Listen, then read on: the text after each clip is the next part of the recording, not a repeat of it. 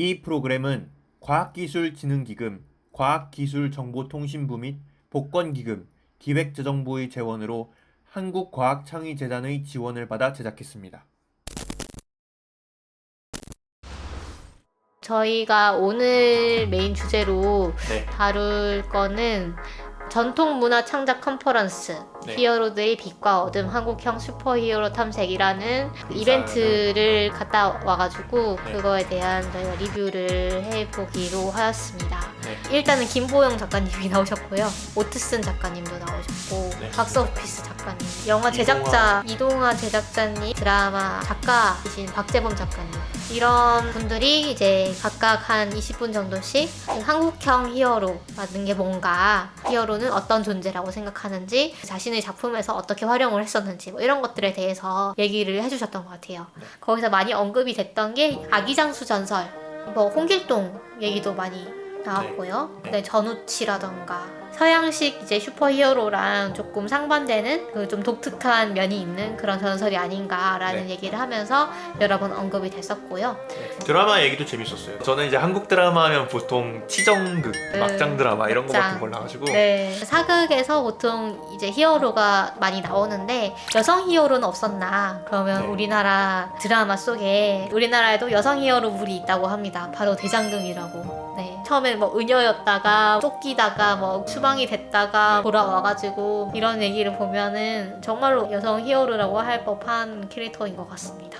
그리고 박재범 작가님이 드라마에서 나오는 히어로는 영화에 나오는 히어로보다는 좀 소시민적인 캐릭터 이런 것들이 많다고 얘기를 하셨어요. 왜냐면 영화를 볼 때는 이 지구를 구하는 히어로를 원하지만 드라마를 볼 때는 떼인 돈을 받아들이는 그런 사람을 원한다. 히어로의 정의에 대해서 고민을 많이 하고 계시다고 하면서 시대상 변화에 따라 제시되는 가장 극적인 솔루션.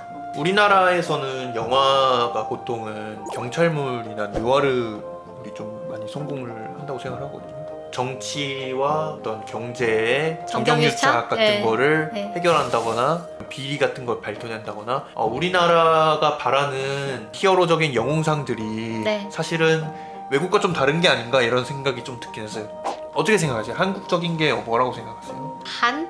한? 네. 한의 정서가 있다고 하잖아요. 네. 우울함이라던가 약간 억울함이라던가 이런 것들이 모티브가 되는 경우가 많은 것 같다는 생각이 들었어요. 어떤 감춰진 슬픔이라던가 아픔이 있고 한으로 대변되는 그런 억울한 정서 뭐 이런 것들이 있는 게 아닌가라는 생각을 했어요.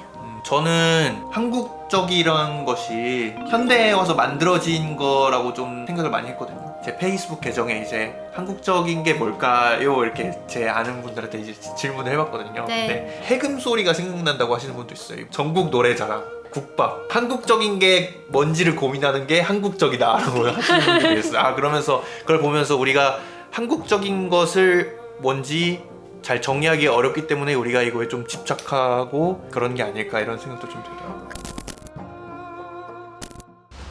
이 작품이 이웃집 슈퍼히어로의 후속작이라고 할 수 있습니다. 그리고 이웃집 슈퍼히어로와 연결되는 작품도 많아요. 많이 네, 네. 그래서 그 이웃집 슈퍼히어로를 먼저 보시고 읽으시면 더 재밌겠죠? 이제 제가 한 작품만 꼽아서 좀 소개를 해드리자면은 네. 저격수와 감적수의 관계, 요거를 좀 순간이동을 할 수 있는 초능력자가 이제 나오는 얘기인데, 순간이동을 하는 기술이 굉장히 어려운 걸로 나와요. 순간이동을 하다가 실수를 할 수도 있고, 지구가 자전을 하고 있고 태양을 저기로 또 공전하고 있고 심지어 은하 안에서도 태양이 움직이고 있는데 그거를 고민을 해가지고 순간이동을 해야 된다.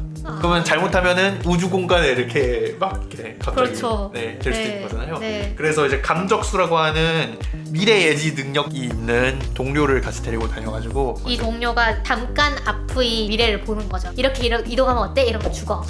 이렇게 하는데 또 죽어. 이러면서 네. 이렇게 얘기를 해주는 거죠. 네, 그래서 이 두 사람이 인명을 구조하는 특수부대 같은 소속인데 다른 부대원들에 비해서 그렇게 능력이 좋지 않아요. 왜냐면은 비행 능력이 있는 사람들은 그냥 누구를 구출한다고, 높은 빌딩에 갇혀있는 누구를 구출한다 그러면 날아가가지고 데리고 오면 되잖아요. 그래가지고 막 슬럼프에 빠져요. 이 주인공이 슬럼프에 빠져있다가 원자력 발전소가 테러범이 이제 침입해가지고 폭탄을 설치합니다. 그래가지고 주인공이 거기를 가가지고 폭탄을 이제 바다로 또 순간이동해가지고 거기에 폭탄을 버리고 돌아오는 그런 내용입니다. 그래가지고 심리 묘사가 너무 좋았어요.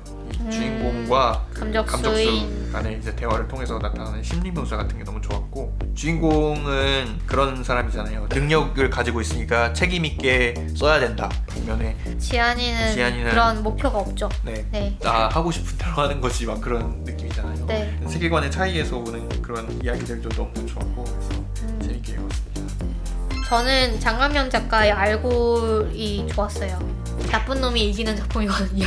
이거는 약간 안티히어로 그쵸, 안티히어로물이라서 세 명의 초인이 나타나는데 서로 이제 균형을 유지를 해야 되는 거죠. 그렇지 않으면 이 사람들이 그 자기 힘을 제어하지 못하고 엄청난 그 재앙이 일어나고 화성의 위성에 스스로 유폐되어 있는 상황인데, 이들을 취재하러 가는 한 사람이 사실 이 사람도 능력이 있었던 거죠. 그래서 이 세 명 중에 가장 리더격이었던 사람을 죽입니다. 이 세 명의 초인이 결국 세상을 쑥대밭으로 만드는 미래 같은 거를 살짝 보면서 이제 네. 이야기가 끝나잖아요. 네. 이 주인공에 대해서 메데이아가 그럼 너의 예명을 볼드모트로 짓는 건 어떠냐, 뭐 이런 얘기를 네. 하고 있죠. 그냥 그 히어로라고 했을 때 저희 이제 뇌리에 떠오르는 거는 슈퍼맨의 이미지? 그런 구도가 제가 보기에는 지나치게 저거는 꿈과 희망에 찬 컨텐츠가 아닌가. 히어로물이라는 네. 거는 뭔가 사회 문제 자체를 말도 안 되는 문제로 이제 해소를 해버리기 때문에 약간 마취제 같은 거다. 저는 이제 히어로가 가지고 있는 어떤 인간적인 모습들이나 인간적인 고민들 같은 거, 작품 내에서 슈퍼히어로가 가지고 있는 힘이 묘사되는 방식이나 그것이 어떻게 세계와 서로 이제 영향을 주는지 이런 것들을 사실 더 중점적으로 보고 그런 부분들에서 더 재밌어 하는 것 같아요.